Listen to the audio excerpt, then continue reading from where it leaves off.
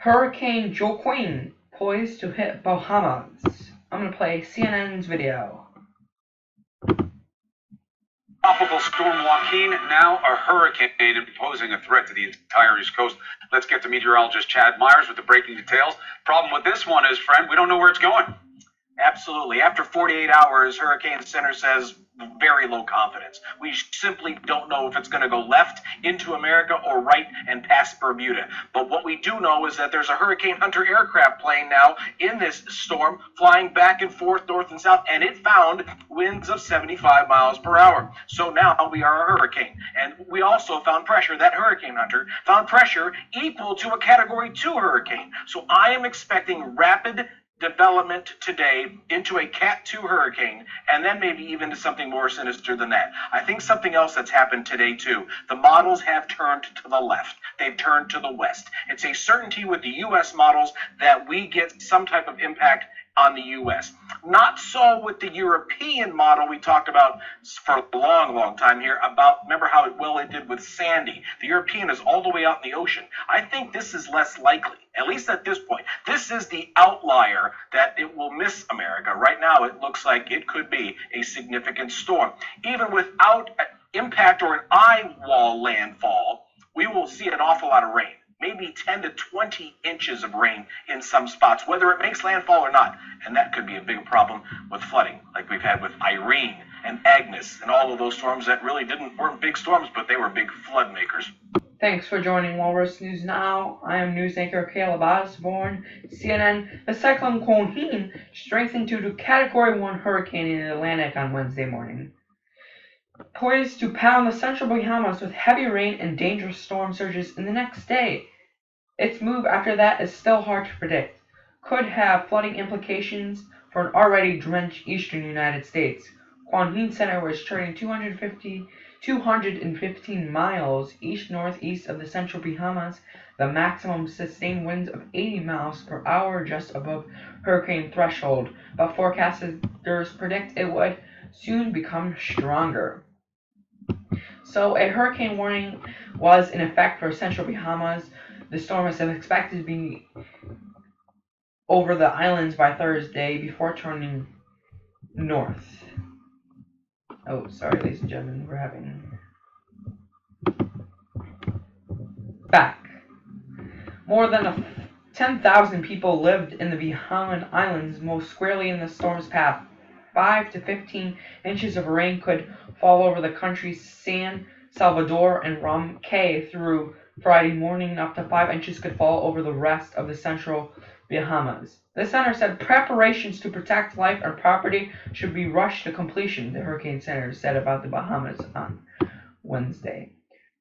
Rain and winds aren't the only concern. Dangerous storm surges with water levels as high as 4 feet above normal tides are possible on the Bahamian coasts.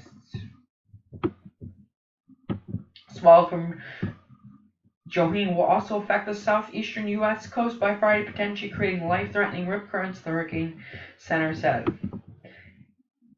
A hurricane hasn't made landfall in the eastern United States since Hurricane Arthur hit North Carolina in 2014. This could change with Joaquin.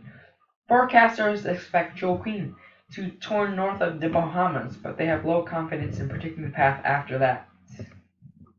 Many forecast models predict a hit of the East Coast next week. Anyway, from North Carolina to New York Long Island, as you can see, this is the possibility of forecasted here, Bahama Islands, and then lots of uncertainty here going North Carolina, possibly New York. Significant rain is possible for the mid-Atlantic and the East Coast. Okay, says Hurricane Joaquin prompt warning, Bahamas, U.S. East Coast landfall possible. I'm going to play the Weather Channel's video. Hey, look at this. Hurricane Joaquin churning off the southeast coast of the United States. At latest check, 80-mile-an-hour sustained winds. So it's been gradually going up. Started off at the 70-mile-an-hour tropical storm early on Wednesday morning, and we've gone up kind of 5 miles an hour each update. And it's expected to continue to strengthen quite a bit over the next couple of days. It's been a while since we've seen like, right? You know, you're actually looking at a legitimate hurricane off the southeast coast of the United States. So what are the chances that this is going to hit the United States? Well, let's take a look at the path here. And remember, this is the cone of uncertainty. So this is going to tell us where the center of the storm could possibly go. It could do a lot of different things inside that cone. And heck, the cone is not even for certain right now because we've got a lot of factors. This is a particularly challenging storm to forecast. But keep in mind, the center of the storm could end up going out here to sea, in which case you're still going to know it's there, by the way. There's going to be wind. We'll have coastal flooding. You know, lots of rain. This thing's still fueling a lot of moisture into the system along the East Coast. It could also make landfall really anywhere in this area. And as yet to be seen, let's not focus on that right now. Just be on your toes over the next couple of days. Okay. That was the Weather Channel's video, as you can see right there. The beginning of the hurricane. The winds, pressure. Oh, sorry, ladies and gentlemen. Another video is playing. Let me pause it. Okay. We're going to show you. These are the forecast models. See how they're really confusing? They start here and they possibly go out to the ocean. They possibly go out to North Carolina and New York. As I told you earlier, visible satellite as of 2:30 p.m. Eastern Daylight Time. Right there. A little bit before the Bahamas. As you can see, there's a hurricane watch in these areas and hurricane warning in these areas. See, that is the projected path as of 2 p.m. Eastern Time. That's the update. Easter setup late week. The style front is right here. The jet stream, and Joaquin. That's the question mark. So, some more image. Thanks for joining Walrus News Now. Have a lovely day.